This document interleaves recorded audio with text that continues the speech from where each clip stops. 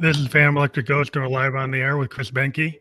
For the first time, you're an entrepreneur and author, and we're going to talk to you today about all those things. And welcome to the Phantom Electric Ghost podcast. How you doing? I'm doing good. Thank you for having me on. I really appreciate it. Super excited to dig in and talk about all things that have to do with identity and just really connect. Super excited about it. Well, thank you again for being on the show. We do have an initial URL for you that will be clickable. Is thehumannexus.com. And you don't have to write everything down. That will be clickable, all the URLs that we have up. And then we have another one that's an offer that you provided for the guest. The viewers of our show and the listeners. So we've got Yeah. this one, get NEXUS Profile Advanced for free. And I'll put this up a couple of times. We'll talk about it more. I'll just have it up initially. Yeah. Sounds And good. and then also just to let folks know that we are a featured podcast on the Newsly network. And if you use coupon code GHOST there, you can get 1 month free. We'll be on Newsly later tonight. We are a featured podcast there. So That's awesome. once we talk about those things, we got that out of the way. But one of the things that we're going to talk about today is unlocking your core motivators, the power of the NEXUS profile. Yeah. But before we get into that, I always ask a question of all my guests is what motivates you and why do you do what you do? That's a great question. So I feel like I've spent a lot of time as an entrepreneur, a lot of time in business. And when you do that, right, like you're forced to work with all kinds of different people. And about 15 years ago, we started to develop in one of our companies some business tools that help people with team optimization, help people with leadership, conflict resolution, and hiring. And what was amazing is as we began developing that, my wife and I just discovered that it also was really helpful in our own communication inside of our own relationship. And then we found out it was really helpful with our friends and family and parenting our children. And it's kind of obvious now, but at the time it wasn't quite so obvious. But really what we discovered is that if you can learn how you're wired, what your motivational drivers are, and then in turn you can learn how other people are wired, what their motivational drivers are, and you can learn how to honor yourself and honor them in the way you communicate, the way you handle conflict, the way you handle difficult things. It's super powerful, and it actually can create an environment where you really can thrive in kind of every area, whether it's your own personal relationships, your business, whatever. You can actually begin to really thrive because pretty much everything I've found that matters, that's important, involves working with other people. And so the more you can discover how to interact with them well, the more you can thrive in those different areas. So we just developed the NEXUS profile, which is the link there to the NEXUS profile, and a series of e-courses, a series of workshops that over the last 10 or 15 years we've found just really have, turned business around, saved marriages, just really help people thrive in different areas. And I'm super pumped to, just be on this journey, discovering that stuff, but being able to really help people in those different areas. That, I think, is as succinct of an answer as I can give to that question. That's interesting because I was reading one of your points that you believe everyone's made for a purpose, and we can talk deeper about that. Yeah. Being a producer and a music aficionado, what I do when I meet somebody I work with is I'm trying to pull that out of them. Right? I understand. I'm trying to get them to realize how good they are, and to kind of build them up and allow them to show their vulnerability, and allow them to show me who they are, and start to have them trust me. And it's the relationship of trying to pull the best out of everybody. I think every manager wants to do that, and the producer is just another type of manager. So the communication you have with people, whether in a sports team or a band, everybody's on a team. Yeah. And how do you get those team dynamics to work and figure out how you get people to not pull against each other, but to kind of pull together? Totally. Yeah, totally. And I think that, it's just like the golden rule. Okay. So like the golden rule is do unto others as you would have them do unto you. And that kind of the normal thinking of that is, I like people to be kind to me, so I should be kind to other people. And with something like kindness, it works pretty well because that's pretty much universal. But really, everybody's very different. So it actually breaks down without a better understanding of what that really means. Here's an example. So if I wanted to do something amazing for my wife and really honor her and just really spoil her and just love her and celebrate something, maybe I want to take her to a really fancy dinner. So if I want to treat her the way I want to be treated, maybe I'd go pick the very best sushi restaurant in my hometown, and I'd go meet with the chef, and I'd like have them prepare something special, just this amazing dish. And the problem with that is that she doesn't like sushi. I like sushi. So if I'm treating her the way I want to be treated, that would be good to the nicest sushi place in town. But she doesn't like that. So it's actually dishonoring to her to try and honor her the way that I would want to be honored. The better understanding is really treat them the way they would want to be honored. If we both like to be treated with kindness, because most people do, that's kind of universal. But the way we think, the way we operate, our motivational drivers is how we describe it. They're very different. And if we can learn that about ourselves and learn to honor ourselves and learn that about the people around us and learn to honor them through communication, it's super powerful. Just incredible breakthroughs can happen. Well, it sounds like it's like a basic thing. I'm in software design, and we have to do these sessions called, joint application development sessions. Everything's kind of agile. And the idea is like, you got to have good listening skills. So like you go to the client and you're trying to figure out what they want, but you can't really step on them while they're trying to tell you what they want, right? So you need to have really good listening and actually not be thinking about your response, but actually what they're actually telling you, their business problem is. Totally. And then later, after you digest it, start to kind of dive in on it. But you really got to hear, because I've heard a lot of times when somebody will like interrupt in the middle of them trying to explain what they do and try to act like they know it already. Right. Without actually hearing it. Like you said, like if you made the assumption your wife wants to go to sushi restaurant. And you make the assumption that all loans are done the same way. We're like, well, maybe not. Right.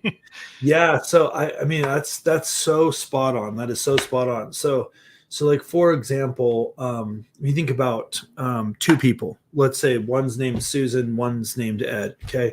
Let's say Susan is so you don't have to understand Nexus for this to make sense, but in the Nexus, let's say Susan's a driver. That means Susan's motivated by progress. She's motivated by forward movement. She's more motivated by things happening, stuff coming together, forward progress. Things are being accomplished. That's what Susan's motivated by. Let's say Ed is motivated by relationships and unity and making sure everyone is like cared for each other and taken care of, and they feel good, and they're like, he's motivated by the unity of the people. We call that influencer with the Nexus profile. So if I say to Susan and Ed, hey, I need you guys to go do a research project on insurance. Neither one of them like that. Neither one of them want to do research on insurance. Susie doesn't, Ed doesn't, no one wants that. But if I say, hey, I know you don't like it, do it anyway. That's not super honoring. If they work for me, that maybe they'll do it. Maybe they won't love it. Maybe they'll do a bad job. I don't know. Maybe they'll do an amazing job. Doesn't matter, but it's not honoring. But if I say to Susie, hey, look, Susie, I know that insurance research isn't like your top thing that you like, but here's the thing. Do you remember last quarter when we had a massive project and we didn't have the right insurance and something went wrong and it stopped the whole project and the entire project came to a halt? We weren't able to move forward and we actually lost $750,000 on that project, and it just, the whole thing stopped. Do you remember that? So can you go do research on getting the right insurance in place so that there's nothing that will stop this project from moving forward? Then Susie is going to go, man, I love that. I don't really like insurance and doing research for it, but I do want to make sure the project doesn't get held up like last time. Now she's related in a way that's honoring to her to doing that. And then if I go over to Ed and I say, hey, Ed, I want you remember how last 6 months we had that project, and because we didn't have the right insurance, they all got held up. And the team was let down and people were frustrated. And we actually had to lay off, 7 people, and then they weren't able to have a good Christmas with their family. Remember that? Can you go do research on the right insurance so that nothing happens, so that the vision of the team and everybody is able to keep working, and the success that everyone's worked so hard for, everybody can realize their part and things can move forward? Now, Ed's motivated to go find the insurance, not because of forward progress, but because of the team. And Susie's motivated to go do research on the insurance, not because of the team, but because she wants to make sure the project moves forward. This is like the same task, and neither one of them really like it, but we're reframing it in a way that relates to them according to their design, according to how they're wired. Now we're honoring them. Now we're taking them to the steak restaurant, not the sushi restaurant, if you know what I'm saying. Does that make sense? It makes a lot of sense because, like, a lot of times people, are wired differently, as you said. And if you learn how to kind of, figure out to get skin in the game, like, so they want to do it. Yeah. And it's like the idea a lot of times is like, you think about like education, right? Like you think about like a calculus and algebra and physics. Like most kids back in the 70s, they're like, what the heck am I going to do with this? Right. But now with the video games, but video games today, now a lot of teachers will say, that physics when you're playing your video game and the character responds to when you hit them or when you blow something up the axis, or if you can show them that these physics calculations and calculus calculations and the geometry, it relates to this, and that you like your PS5, you like your Xbox. So if you get those kids to see how that physics works and that kind of thing, they'll want to do it. That's how I got into programming, because I started looking at asteroids and Defender and like, how does that work? Back in the 70s, and I figured out, you have to understand physics, you have to understand algebra, you have to understand geometry. And when you can see how it works within a program, it wasn't esoteric. It's like, if I do this, then this happens. So it became real. It became tangible for you. Yeah, if you can get somebody to take an idea like that and make it real for them so that they actually want to do it and they understand it. And sometimes people don't do the extra work that you're describing to get somebody to be motivated or to key in on who they are. Yeah, totally. Yeah, I think that's a super good example. It's kind of like the physics aren't important till you relate it to the reality of like, hey, everything that's happening inside of this environment that you care about. So like in a video game, physics is related to everything. The way this character moves, the way this thing happens, the way that happens, the way that when this does this, all of that stuff, that's related to physics. Suddenly that math, area of mathematics becomes alive because it's related to something that they care about. And that's exactly when we talk about with the NEXUS profile and that kind of stuff, we talk about, that's like a really great example that you gave, because it's tying to the way someone's wired, just in the way you're saying, hey, I'm tying this area of mathematical study to something you care about. I'm tying this language to a way that relates to the way you're wired. It's like I'm speaking the same language. If I speak French and you speak English and you don't know any French and I don't know any English, we're going to have a real hard time communicating without some kind of a bridge. Now we could throw a Google Translate there, but that's not like smooth as if we speak the same language. So this is about a way to like unlock the same language.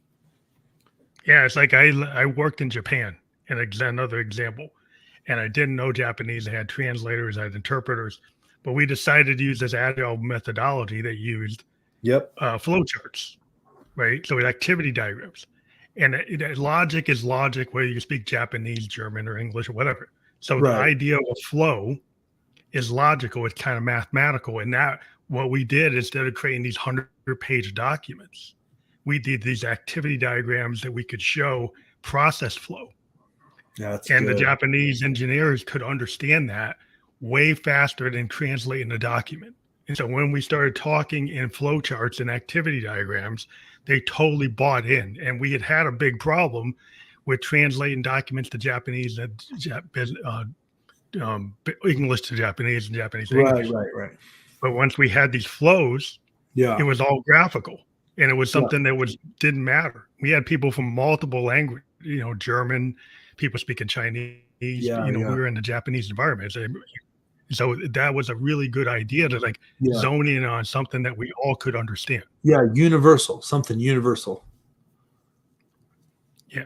And that's a hard thing sometimes to figure out, like, what is that? Because everybody wants, well, English should be universal. Like, maybe it's not.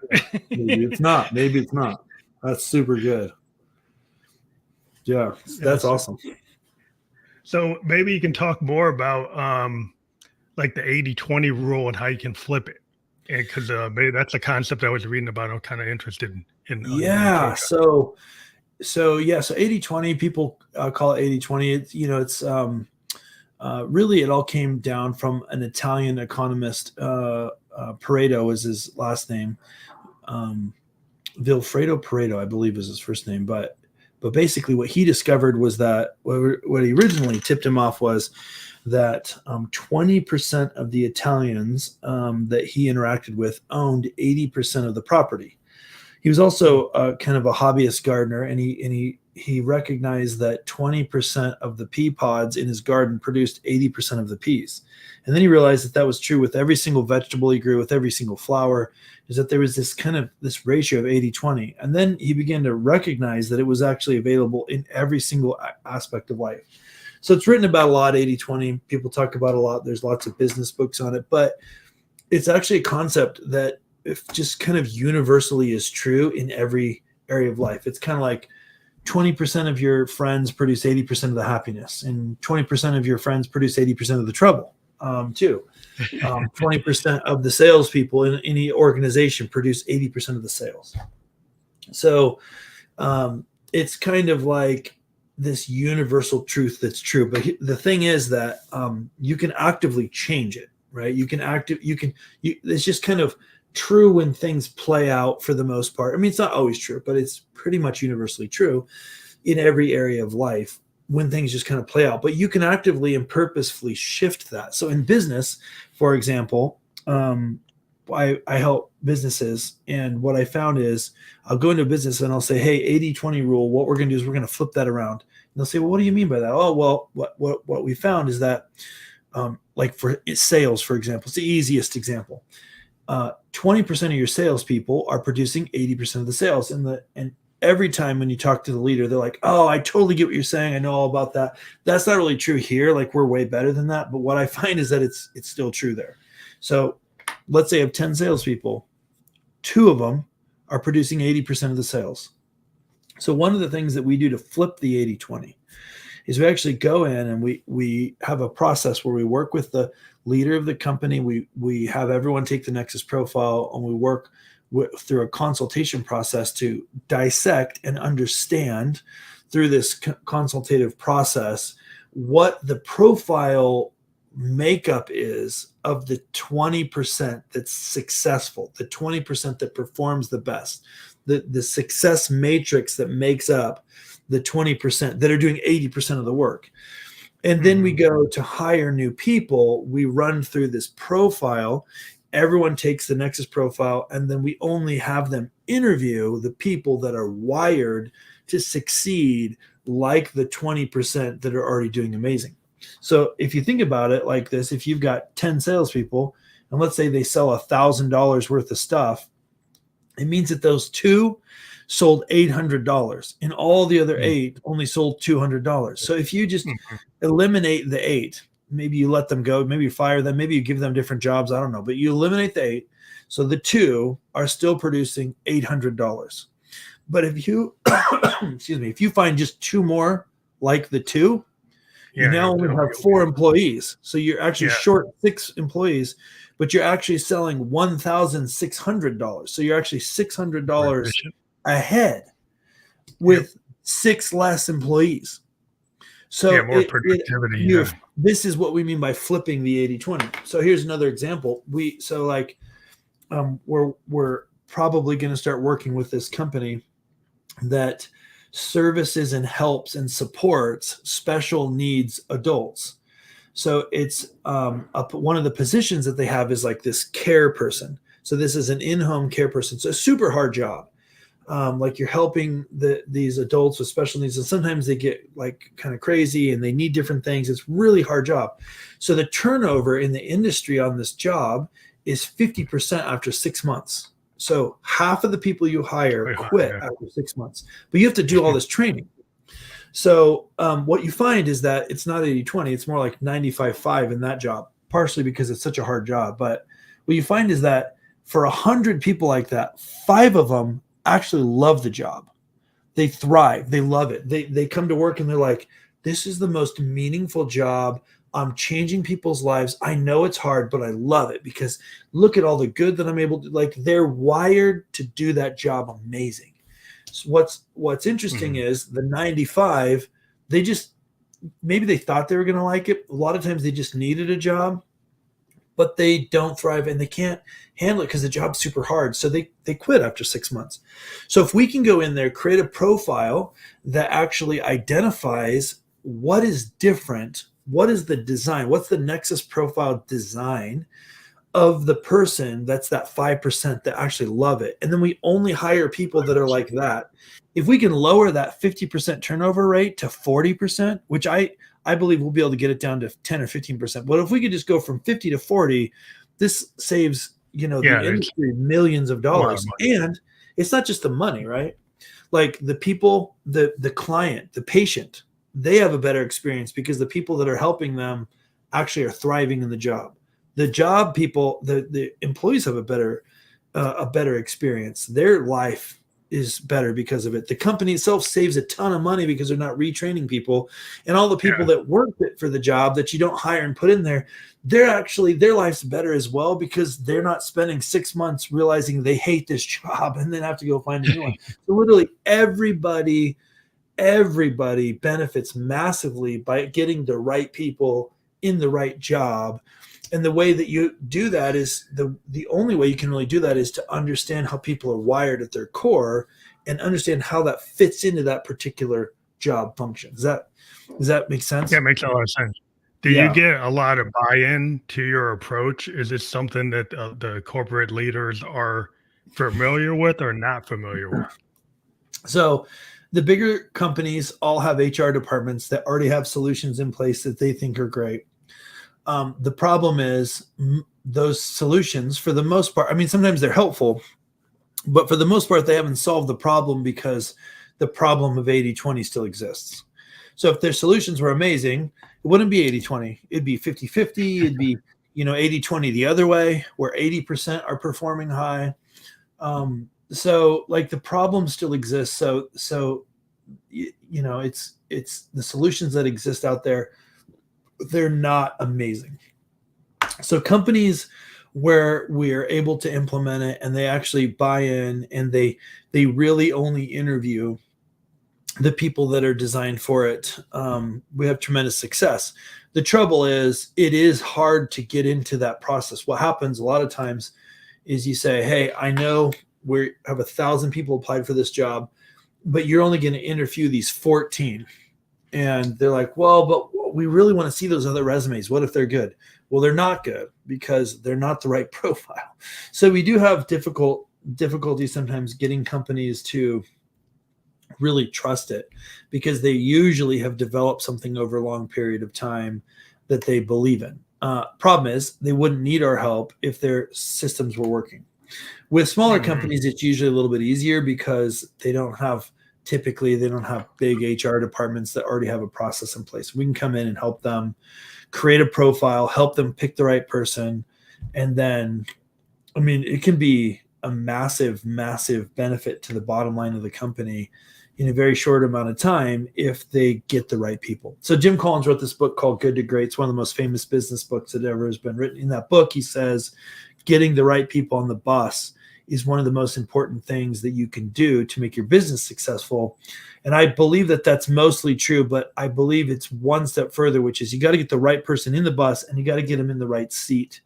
Because sometimes we find that somebody gets into a position through the Peter principle. That's where you just keep getting promoted till you suck. If you're amazing, you get promoted, you're amazing, you get promoted. You just keep getting promoted until you're no longer amazing. They call it the Peter principle. And honestly, that's how most people get into the management position that they're in, which is ridiculously bad if you think about it. So basically, we just keep promoting people till they're not good at their job. But if we can get them in the right seat where they do thrive, which doesn't always look like a promotion, but sometimes we just shouldn't promote them. We should just promote their salary because they're in their sweet spot. So we can get people in their sweet spot. We can flip the 80-20 in every single company, in every single department. A lot of times, people they get into an organization, and like you said, they might be a very creative person and they're in the wrong position. So they get turned off and then they leave because they're not designed to be in the box, right? They have a lot of out of the box thinking. They probably should be doing a lot of the kind of what if stuff, like what if this, what if that. And they should be kind of in that, and they're being told to do this kind of industrial, just on an assembly line. Totally. So if they're in the assembly line mode, and when they're really a creative thinker, like you think about the bell curve, they're on the edge of the bell curve. Yeah. But you're trying to measure them in the middle, and it's like that's not who they are. I mean, Einstein got D's. Totally. So when you use that tool to measure him, it wasn't actually measuring him correctly. 100%. So you said you're in software. You said you're in software development, right? Yeah. Yeah, you're in software development. So what kind of software development do you do? Well, we do big software for administrative systems for banks and insurance companies. Okay. They handle like millions of policies or hundreds of millions of policies. So we have to deal with big data. So you have so in that stack, you probably have software developers that are doing like almost all database work. You've got DBA, database administrators. You probably have some UI guys, right? Because there's probably a front end. Yeah, we have UI guys. Yeah, you got some guys. You got some UI guys. You and I both know that the type of person that's going to make an incredible user interface is a really different kind of person that's going to go in and figure out how to optimize some specific table in the database in a way that will return a much faster result with a giant query, right? Like it's a different kind of person, way different kind of person. But if you don't know that, right? If you don't know that and you're like the HR department and you're just hiring a software person or a technical person, you're gonna likely put the wrong person in the wrong role. And the thing is, especially early on in people's career, they might not even know. Like they might have, gone to get their computer science degree or whatever. They somehow got into it and they're like, oh, I love this. And they're, they're doing some kind of, they're doing some kind of web front end development. And then they get a job at your company where you're talking about, and then they get thrown into this like tedious, algorithm optimization task, and it's just going to be horrible for them, right? Like, so it takes a different kind of person. So to be able to identify, hey, who is the statistician? Who's the amazing DBA? Who's the guy we're just going to let this guy refactor everything. He's the refactor guy. He's going to go in, he's going to optimize everything. Well, this other super creative person, we got to have him or her work on the UI design. You put the person that's amazing at refactoring in UI, you put the UI person that's amazing at UI to refactor everyone's code, like it's going to be a nightmare. Yeah, so that's what happens. We get nightmares. You get nightmares. And you've got the guy that should be designing UI. He never documents his code. Like I could just read the book for you based on all the work that we've done with the NEXUS profile. But think about it like this. If you could say, hey, we're going to take the very best DBAs. We're going to take the very best statisticians. We're going to take the very best UI designers. We're going to take the guys that are just incredible at finding the bugs and not getting overwhelmed by someone's messy code, right? We're going to take them. We're going to find the 20%. We're going to identify what makes them unique. And then we're going to look for other people. I'm not even talking about hiring. We're going to look for other people in the organization that are doing a different job and say, hey, we want you for the next 8 weeks to go try this role. Sit in here, try this role. Let's do paired programming because you say you're doing agile, right? So let's do some paired let's get these two guys together. Try this out. Well, I don't know. I never thought about that. Well, you're wired to do it amazing. So let's try it. What we find is that almost always they will absolutely thrive. And software is one of those things where there's all these little things which change, by the way, in different companies. So like what's needed in your company for database management is so different than what's needed for some other company who's managing a WordPress database or something. Like it couldn't be more different, right? So if we can help a lot of times identify how to get the right people according to how they're wired, what they're going to thrive at, doing the right thing, probably save you guys a lot of bugs and a lot of frustration. Probably a lot of arguments and meetings. Yeah.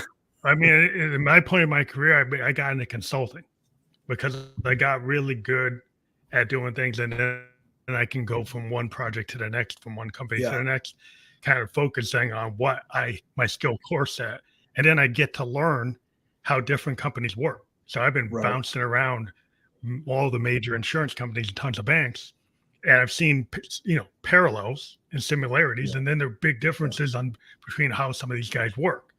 And Yeah. because I wasn't in the same place, I'm able to see those differences and offer Right. consulting kind of services like the way you do Yeah. as a consultant. Because some people have been in that one position for like 30 years.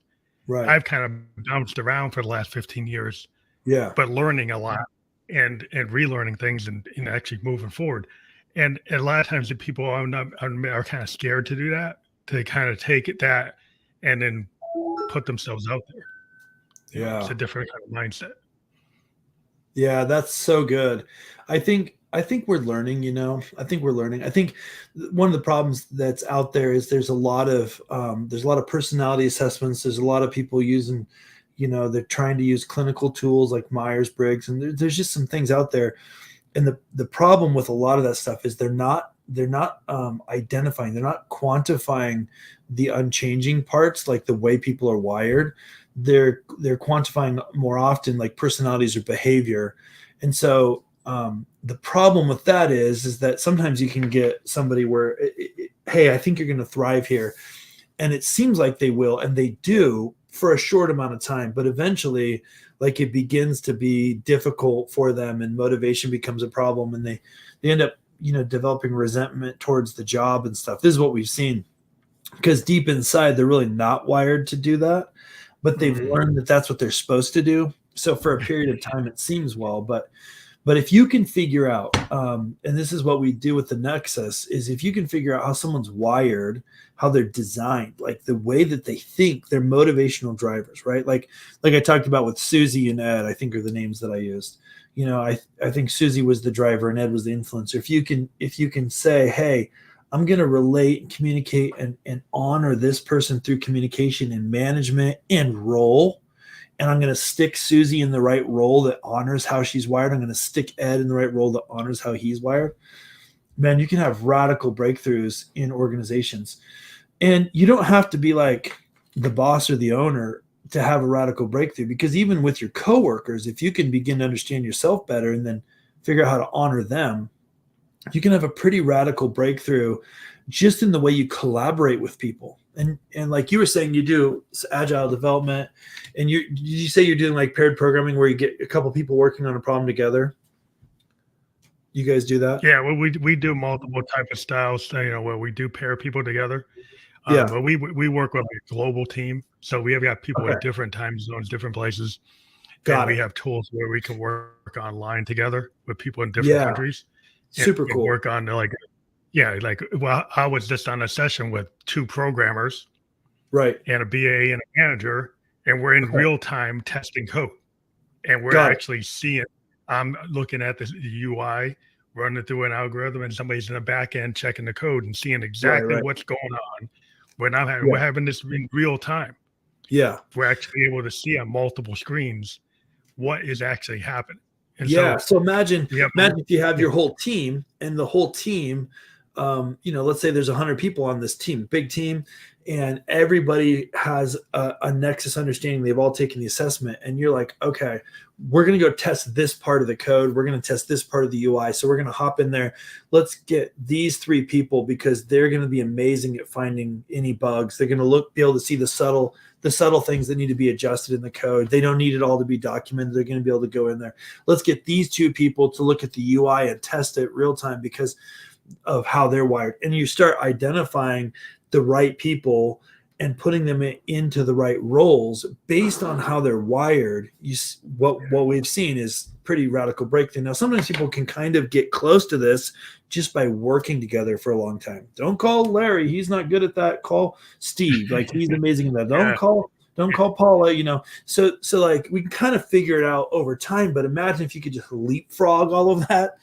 Yeah. and get to that understanding super fast. That's what we like to do with teams and with leadership, and coming in, helping people understand not just the people around them either. It's also understanding themselves, and like, man, why does I always get excited about these projects, and then 90 days into it, I'm burnt out already, and we're just getting started. Like, being able to understand why we think the way we think, do the way we do, make decisions the way that we make them.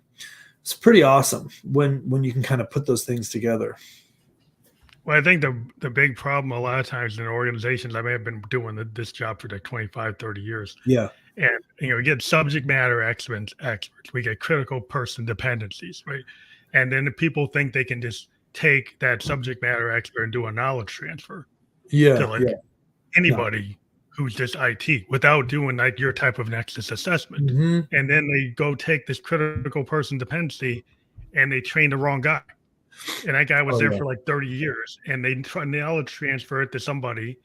And then 6 months later, they retired the key person dependency. The knowledge transfer guy gets stressed out and he leaves. So then they have to go take the key person dependency and hire him as a consultant, bring him back.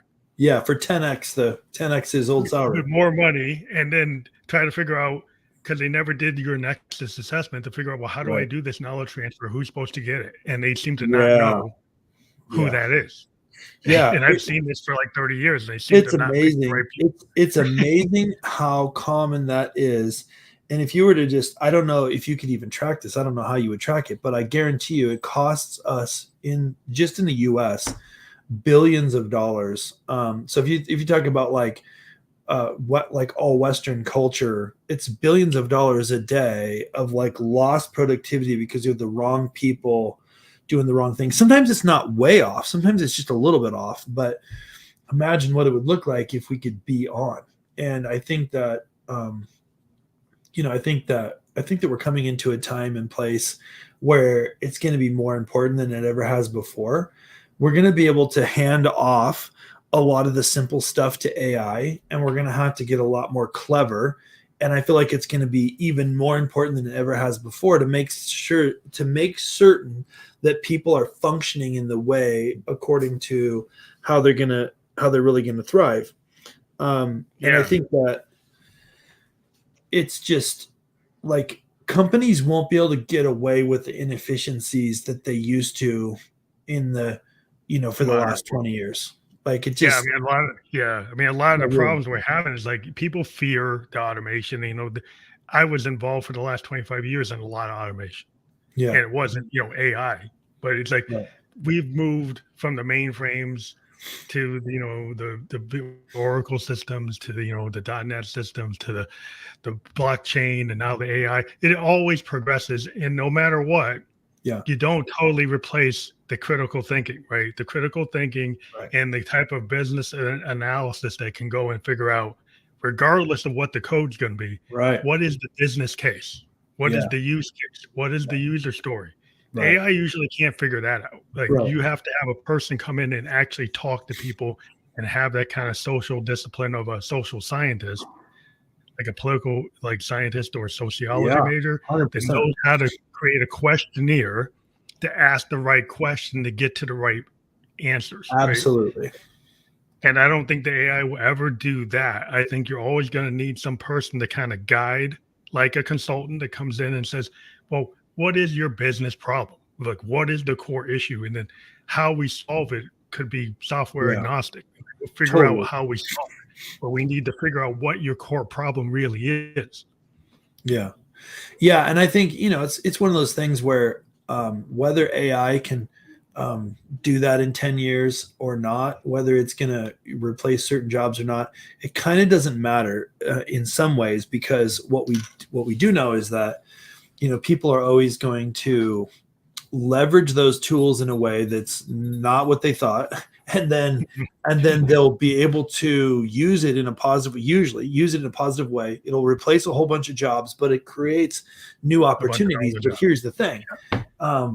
The room for like sloppiness and kind of having people plugged into roles that don't fit the way they're wired goes down. So we'll have less tolerance for people doing things that they're not really good at doing. Yeah. So I People think should that actually get guided to where they can actualize, right? So I totally. think we see that with the Great Resignation. A lot of people said, I don't really fit here. I want Mhm. to go do my own thing, or I need Yeah, to go fit where I need. When they started making that assessment because of the pandemic, people just went and made the assessment themselves. Like, hey, this isn't working, so let me do something that is going to work.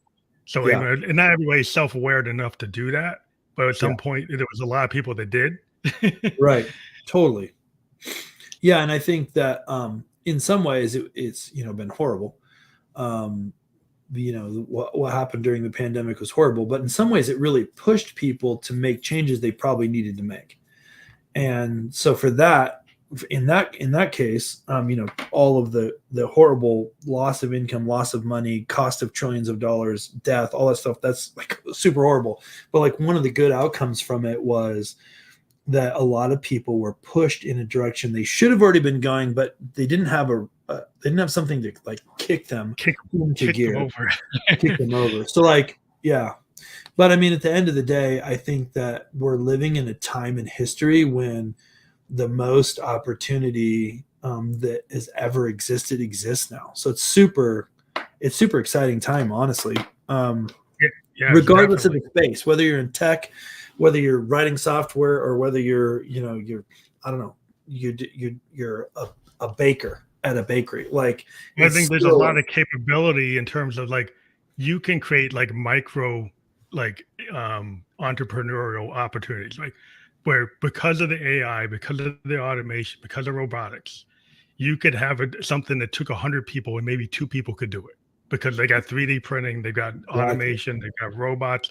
So people will be able to create businesses that weren't possible because totally. of the automation. You could actually take somebody that was working in the cube, Yeah, goes and creates their own business, has their totally. 3D printing, has their AI automation, so that some of their actuarial stuff is being done automatically, so they don't need to Yeah, do that. so So they cool. can do things and in marketing, they don't have to hire somebody for that. They can actually do AI marketing. So there's all, regardless of what you're doing, whether you're a baker or a bicycle shop guy or Right, somebody right. building some kind of whatever it is, a micro level entrepreneurs that you can do Yeah, something that you didn't out of your garage, out of your yeah, home, like the yeah, original Apple and yeah, Microsoft. You can be able to have that kind of entrepreneurship exploding. And yeah. that's where the opportunity is, where I see there's a lot of, I Oh think yeah. people are missing the boat when they think the machines are just taking over. You're going to have nothing.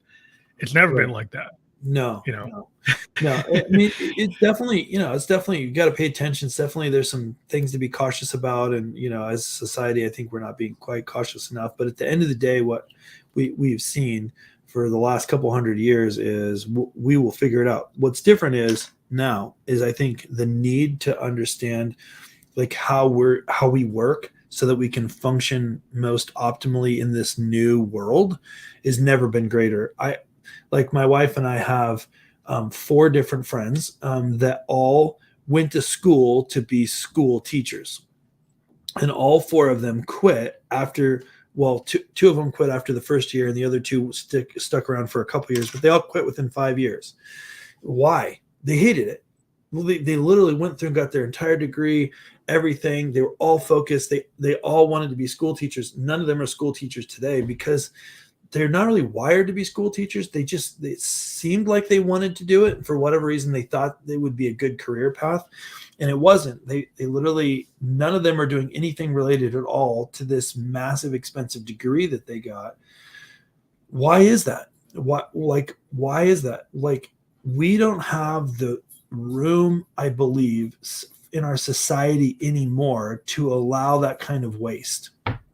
Like one Yeah. off here, one off there, that's fine. But like collectively, as a culture, as a society, Western culture, we don't have the room to like waste all of that time and effort and money to go down a path that we should have been able to see in advance.